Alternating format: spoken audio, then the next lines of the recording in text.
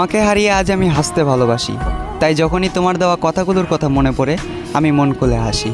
সবাই শুধু উড়তেই দেখলো, কেউ পড়তে দেখলো না, যেমন আকাশে উড়ন্ত ফানুস।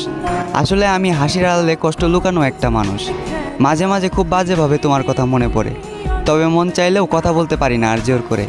একটা সময় ভালোবেসেছিলে তাই জোর করেছি, আজ ভালোবাসো না তাই সে অধিকারটাও হারিয়ে ফেলেছি। আমি তোমার জন্য মরে গিয়ে ভালোবাসার প্রমাণ দিতে চাই না, বরং মরার আগ পর্যন্ত তোমার জন্য অপেক্ষা করতে চাই। আমি জানি পরিবর্তনশীল মানুষ, তবে আমি একটা অমানুষ। কারণ চোখের সামনে কত মানুষ পরিবর্তন হয়ে গেল, শুধু আমি পরিবর্তন হতে পারলাম না। এবং বিশ্বাস করি এ শরীরের পরিবর্তন হলেও মনের পরিবর্তন কখনোই হবে না।